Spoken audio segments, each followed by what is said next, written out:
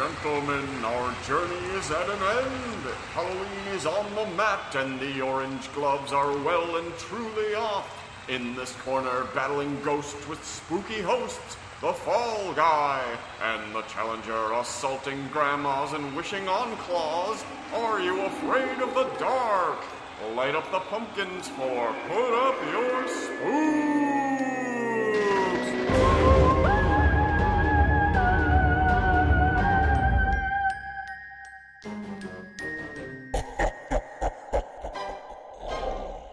This is We Bleed Orange and Black, the podcast for Halloween and horror lovers. I'm Ryan, repping those spooky-ass 90s. I'm Jeff, repping the 80s. This week's theme... Halloween. We've done it! We've done it! We counted all the way down to Halloween. We definitely worked our way from halfway to full Halloween. What are you drinking tonight, Ryan? Hollow Jack Coffee Cider. Sounds awful, which is odd because I love cider. I love coffee. Yeah. I love Halloween. Two great tastes. It's not the greatest thing I've ever tasted, but it'll do in a scary, twisted pinch. Begs the question, what is the greatest thing you've ever tasted? No, of this, I cannot speak. After several months of Halloween-themed spooky episodes, my episode for full Halloween is The Fall Guy. Season 4, Episode 7, titled October 31st. The Fall Guy was a show about a Hollywood stunt team led by Colt Seavers, played by Lee Majors, who is joined by his apprentices, Howie and Jody. Per tradition, let's welcome this new contender to the show with a taste of the theme song. I might fall from a tall building, I might roll a brand new car, 'cause I'm the unknown stuntman that made Redford such a star.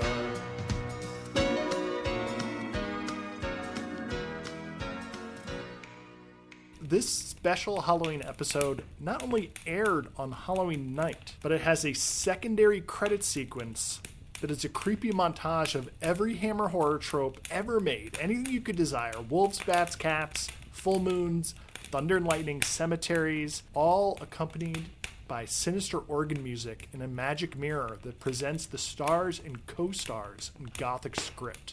There's even an exploding jack-o'-lantern. The show begins in earnest with a hand creeping out of a coffin. Not just any hand. It belongs to Elvira, Mistress of the Dark. Are you ready to concede yet, Ryan? Yeah, I guess. All right, I'll take the belt right now for peak Halloween episode. Elvira watches blankly as a growling super zombie chases a screaming woman through a prop warehouse. So blankly, in fact, that it's as if they've cut to still frames of her over and over again. The super zombie chases the woman onto a stack of crates or something, and then Elvira shoots a beam of fire from her hand. The zombie explodes into flames and does a flip, crash landing in a coffin. Cut. Kind of a commercial break fake. This is all movie magic, of course. They extinguish Colt Seavers, stuntman extraordinaire, and he removes his zombie mask. Elvira complains to the director about the script in the movie. Meanwhile, at a Gothic mansion, where the world's worst storm is raging, Preston, played by an elderly John Carradine, and his wife Catherine are fretting about money. Fortunately, Catherine has rented out the house for a Hollywood movie. Unfortunately, Preston says no one can ever come to the house, or blood will flow once more. Back on set, Elvira's on the phone with her agent to get out of this lousy picture. She reminds him that she knocks bad movies. She doesn't star in them. But then she sees the dashing Colt Seavers and changes her tune. The production moves to the Gothic mansion. Couldn't ask for a better place to shoot a horror movie, could ya? I don't know. I don't like the idea of spending Halloween in a place like this. Would be the ghost, would it? Howie tries to sweet-talk Preston and Catherine, but this only leads to a curse battle. May the hounds of hell drive you to doom. May the demons of purgatory pluck out your eyes. Now, wait a minute. You can't talk to me like that. May you turn into a goblin on All Hallows Eve. Oh! You are cursed forever! That night, everyone gets settled in their rooms inside the mansion. Howie's reading a book on curses, which defines a goblin as an evil spirit that takes on a life form after it's dead. Just then, Old Man Preston is hobbling up the stairs when a knife-wielding assailant strikes. Preston FFOs, tumbles backwards down the stairs, and dies.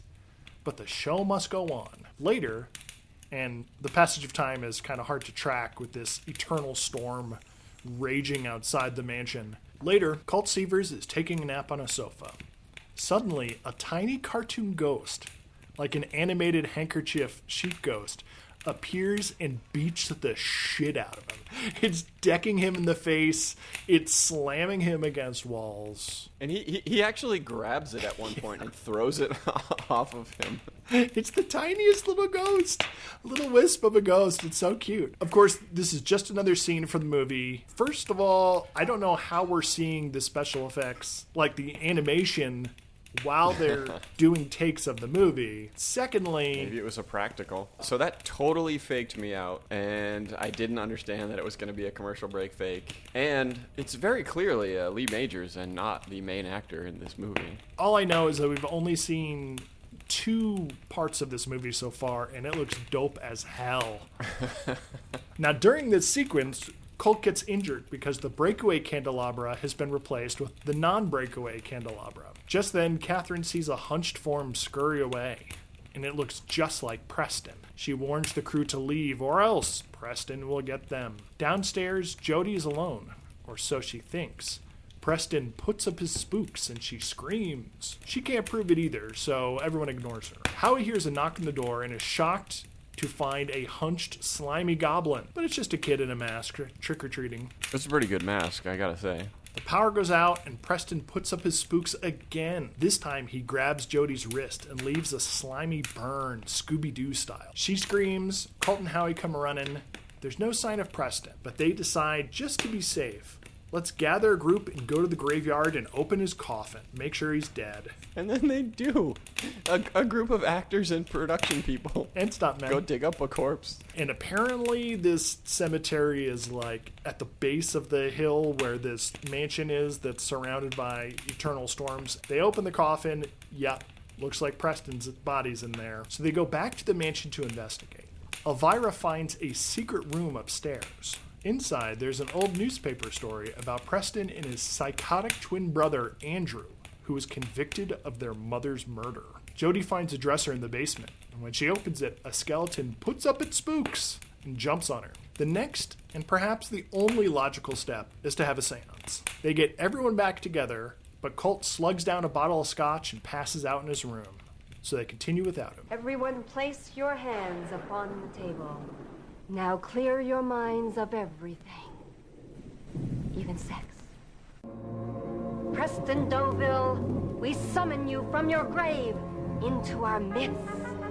Preston, are you there? A deep, dumb, disembodied voice answers the summons, but it's not the spirit of Preston. It's Andrew. Andrew shouts at Catherine to admit to the scheme, which is too convoluted to go over here. I feel like the old guy killed a lady and then killed her son by accident and then covered it up. I think that's what happened. Not remotely. Oh. The important thing about this whole speech is that it ends with a super zombie blasting through a window. So Old Man Preston shows up with a medieval axe, and he says he's already killed Andrew once, he can do it again. Preston runs to the cemetery, because of course this 90-year-old man is super spry and running out in the rain. Super zombies in hot pursuit. The coffin opens to expose his twin brother's body, so Preston collapses into the fog-shrouded ground. We end with a cozy night at home. Colt, Howie, Jody, and Elvira are eating popcorn on the couch, ready to see the premiere of Elvira's movie, which she's introducing on her show. It sounds like she's going to thank the stunt team, but she thanks her agent instead. The end. You were wonderful. Oh, thanks. I knew you'd fall for me sooner or later. That Elvira. Originally, what I brought to the match was an episode of Freddy's Nightmares called Freddy's Trick or Treats, and it was terrible, even though it starred Mariska Hargitay. The only good things that came out of that episode were these 2 quotes, which I'm going to have Ryan drop in now. Stick that in your VCR. Suck on it. Trick or treat! Fun facts about my episode. The last time we saw Elvira was in Chips, and she was dating Punch. So if you were just unclear about what the timeline of her romantic life was, that was at least a year before she was on The Fall Guy. Yeah, why do you think Lee Majors is so uninterested in banging her? He doesn't go for Ponch's seconds. I don't remember Fall Guy well enough to know if he was like a ladies' man I know that he was always portrayed as highly desirable, and maybe Elvira was just seen as like too much of an oddball, that Lee Majors was acting like he had zero interest in her whatsoever. Like, she was throwing herself at him, and he was like, lady, if you want to sleep on the bed, I'll sleep on the couch. And like, she was zinging him with all these saucy innuendos, and he was just ducking and weaving. Seemed like maybe because they were working together, it was like a professionalism thing. I'm not sure, but I almost get the feeling that you would need a real outsider like Ponch from Chips to take Elvira up on the idea that she was like an attractive person, because she was maybe just too goth and out there for like normies in the 80s. Maybe Lee Majors just likes the hunt, you know? He can't deal with a strong, independent woman. Look, Colt, we both know that this whole ghost shtick was just a ploy to get me alone. Wow. Finally, I believe in the supernatural. Or he was just so old and tired. Lady, my dick don't work. My stunts are great. I can't think of a funny way to say that. My dick don't work, my stunts are great. Unpleasant dream. Another fun bit of trivia about this is that Cassandra Peterson, a.k.a. Elvira, was so impressed by the script that she offered the writer a chance to co-write the Elvira movie. So impressed with the script to this episode of The Fall Guy? I mean, if you compare it to the episode of Chips we watched last, she had like the absolute worst dialogue in Chips. In Elvira, Mistress of the Dark, it's the same exact thing. There's like a hunky dude in town who's basically a square, and she's just hitting on him relentlessly, and he's knocking her back at every turn. So yeah, maybe this guy's responsible. I thought that was just her shtick. So were you surprised that I found another episode with Elvira? Yes, I was quite surprised. And she's like the first thing in the episode, so I was like, whoop. Hot damn. My brain melted when I watched this episode. I could not believe how much Halloween madness they were throwing at the Fall Guy. My episode is Are You Afraid of the Dark? The Tale of the Twisted Claw. Now this is if I'm correct, the actual original pilot. So there's a lot of stuff in here that they don't ever do again. For example, there's a cold open with like a fake out story. That was great. Which then cuts back to the Midnight Society, and they say, I haven't finished it yet. I'm still working on it. I gotta say, the Midnight Society was eating out of that kid's hand. Like, they were so really into were. that story that was screaming at the top of their lungs. But I always want to bring it back to the Midnight Society, and I love the layers of story and other people, and when they bring stories, or when someone doesn't show up, or they got to pivot and tell a different story, or the story spills over into real life. That's the stuff that I find most interesting about Are You Afraid of the Dark? The layer around it. Because it's a cast of characters that we get to know, right? Yeah, it's of not course. Yeah. randos every week. Right, that's your emotional heart, or your emotional center. But then whenever, in these revival series, whenever they zoom out and focus only on the Midnight Society, it's kind of shitty and soapy and CWE. I mean, I guess you could do it right, or maybe I'm just jaded and old, which is certainly true. But then also Gary says, it's almost lights out, we don't even have a story. And I was like, oh, come on, you guys have a hard out on these Midnight Society meetings? Let's never mention that again. Curfew. Then they're like, well, who's got a story? And David pipes up and says, well, I've got a story. And Frank is like, whoa, he speaks. Who woke you up? And Kristen is like, fuck you, Frank, you bitch, I'll kill you. Shut up, leave him alone. And I was like, Jesus, he wasn't even being that mean this time. Maybe that's why he gets so shitty later. No. Because they're always dunking on him. Frank never changes his stripes. He deserves, despite... He was just giving him a friendly ribbing. No. Frank is an a-hole 24/7. He deserves whatever he gets. This is long before they kill him and bury him in the woods. Zoom in on the story. It's mischief night. Some random kid runs up and ding-dong dashes a house. And then some other kids run up and start shaving creaming the car of the house. And I was like, dudes, that kid just ding-dong dashed. He's gonna fucking ding-dong ditched. The guy's gonna come out, you dumbasses. Order of operations was all mixed up. And I thought to myself, why would you cause mischief the night before trick-or-treating? It's just going to make homeowners not want to give you candy. They're going to turn the hoses on you. They're going to turn the lights off. Or you put them on notice. So when you say trick-or-treat, they know you mean it. It's a viable threat. Good point. Point, counterpoint. 15 love. So Kevin and Dougie, they're participating in Mischief Night. They decide they're going to shaving cream Miss Clove's house. She is the local witch. She's got the haunted house. Every kid's afraid of her. She smokes clove cigarettes. They go to shaving cream the window, but she opens the door and they blast her in the face instead. She reels back, breaks a very expensive ancient Ming vase. They run away in terror. She comes out onto the porch and laughs maniacally. I'll get you damn kids for this! You're all gonna die! Next night, Halloween night, Dougie is trying out his new costume. He's got a weird monster mask and a sheet. He's trying to spook his dad, but his dad not interested. His dad is like, did you finish your dinner? And Dougie goes, man, you could at least pretend to be scared. Gramps used to pretend to be scared, and his dad's like, well, Gramps is rotting in the cold ground, so go finish your dinner. Kevin shows up. He's dressed as a bum again, because he's a fucking Halloween lame ass. Some trick-or-treaters show up at the house. Kevin is like, I hear some of the candy's poison this year. and then they leave, and then they do another thing, which I don't think they ever do again, which is they do like a comedy button on the scene with the trick-or-treaters looking in their bags and then looking sadly up at the mom. Anyway, cut out. They decide they're going to trick-or-treat at Miss Clove's house so they can get some sweet, sweet social media clout. And he goes, are you bent? We can't go to Miss Clove's house. And he's like, she won't remember. We've got costumes. Not really, but also she was completely blinded by shaving cream. But also the costume that the bum is wearing completely exposes his face. He looks exactly the same as he did. But he's dressed like a bum. On Mischief Night. Yeah, it's been less than 24 hours. And it's like, oh, if I dress like a bum. She's still dripping with shaving cream. So she answers the door and she's like, trick or treat? I've got a special treat for two special little boys. And she gives them a wooden vulture claw and tells them that it can grant them each 3 wishes. They're kind of wandering around after that, and Dougie is not feeling it, and he wishes they could lose this trick-or-treating. Whoa! It moved.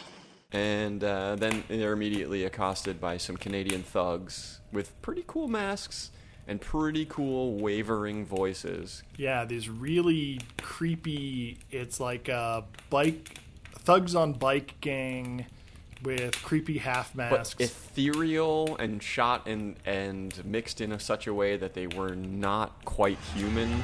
Candy's bad for you. Gives you cavities.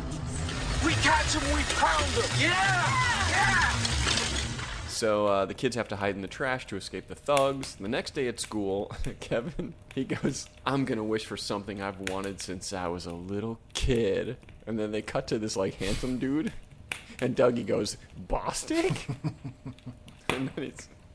The actual wish is to beat Bostic in the big race that's coming up, which is just held in gym class but gives out gold medals. When we see this race, when we see this whole sequence, it really drives home how kid-friendly this show is, because they now believe they have 5 more wishes they can use to bend reality to their will. And the next thing the kid wishes is to beat a popular kid on a race outside in the field during gym class, and it's just like 3 times around the field.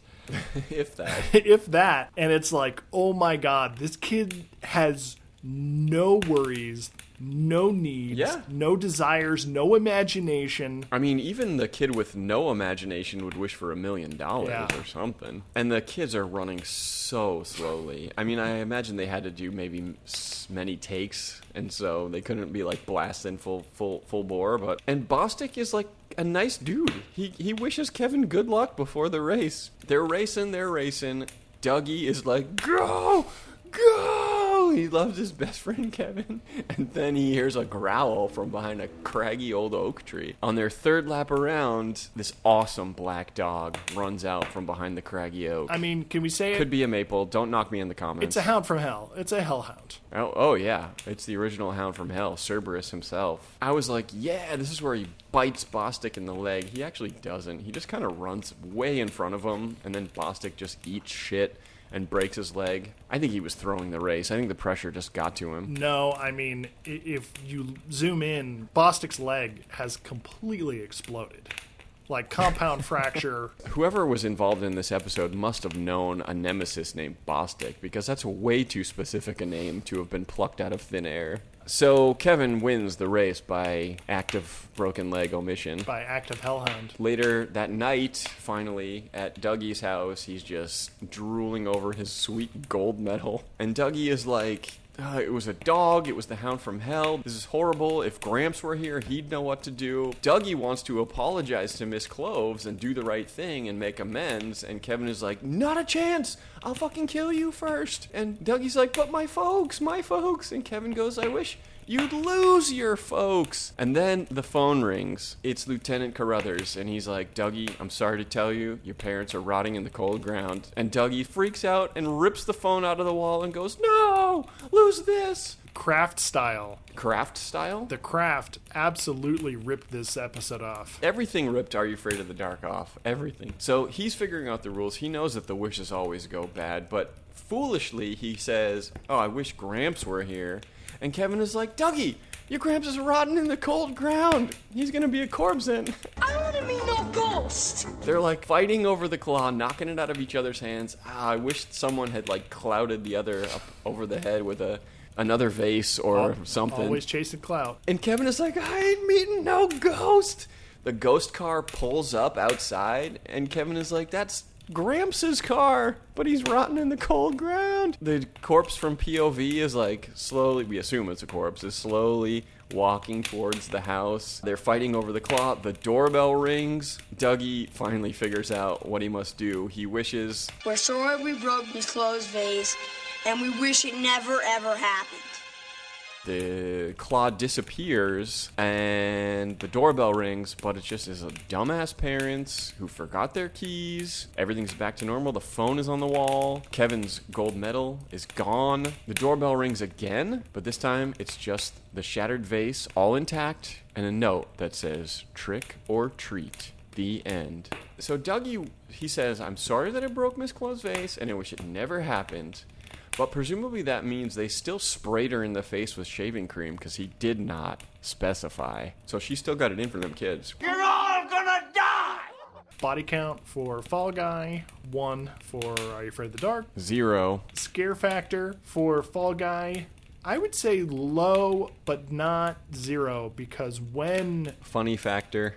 High. Preston jumps out and grabs Jody, it's a little creepy. Scare factor for Are You Afraid of the Dark? I think that the corpse grandpa unseen could be construed as spooky at the very least. And when they get the call that their parents have been killed. Yeah, that's pretty intense. Gross factor for Fall Guy, you've got the super zombie. The zombie is pretty gross. It's a good, gross mask. And digging up corpses. And not to be mean, but Preston was sort of hunched over and had scaly skin, and when he was assaulting Jody, ooh, kind of upsetting, kind of gross. Gross factor for your episode? Yeah, not too gross. What the factor for my episode was high. You were confused, and it took me a lot of time and note-taking to untangle the plot of the whole episode. It's so confusing, in fact, that when at the end Howie recaps it, he says it incorrectly. Way to go, Elvira. Way to hire the idiot scripter. What the factor for your episode? No. 0 what the factor. All right. Totally 80s. You've got Elvira. I'm just going to leave it there. For theme, we're going to break it down point by point on the Halloween factors. So for decorations, in Fall Guy, you had an exploding jack-o'-lantern, and you had a skeleton in the basement, which I can only assume they were going to hang out at Halloween. And a haunted mansion. Were there Halloween decorations in your episode? You know what? Even though there were scenes of trick-or-treating, I don't think there were any Halloween decorations. Even in fucking Dougie's house, there was no Halloween decorations. There were costumes, but that's about it. All right, that leads me to my next point for costumes. My episode, we had Super Zombie, we had Elvira, we had the trick-or-treating kid, but there were a ton of costumes in your episode. There were a lot of costumes. I think for the decorations, they were running and gunning because it was the pilot, so I got fucked on that. Trick-or-treating, I only had one kid in mind. Well, yeah, I was going to give myself like super points for trick-or-treating, but yours had trick-or-treating. By the skin of its teeth. For atmosphere, my episode was definitely gothic maxing, as the kids would say these days. How atmospheric was your episode? Again, it was just like, a lot of it took place in daylight, but once they got back to the house and it was nighttime and the corpse Gramps was creeping up on the house, then it became atmospheric, and they blasted this blue light into the window to simulate the moon, and Kevin kept walking in and out of the harsh blue light, and so that part was atmospheric, but the whole rest of the episode was like wildly unatmospheric. And to be fair, most of your episode occurred in November. It was Day of the Dead. I take body count, you take scare factor, I take gross factor, I take what the factor. Decorations, I'm taking that one. Costumes, I'll give it to you. Trick-or-treating, I'll give to you. Atmosphere, I'm definitely taking, with the raging storm in the Gothic mansion. Also, I have to give Fall Guy like bonus points because the other dude, Howie? Yeah, Howie played the dad in Space Invaders, and I kind of like Space Invaders, even though I remember it being the first movie that I ever turned off out of boredom as a kid. Faint praise, but I'll accept any bonus points I can get here in the rating section. So this is the part of the episode where we usually bring up an extra topic to discuss, or we write some special goofs, but the truth is we are less than 48 hours away from recording our 2-part Halloween Spooktacular. So I think I'm going to get some shut-eye and eat my Wheaties and rest up for candy and goofs. Time to think spooky.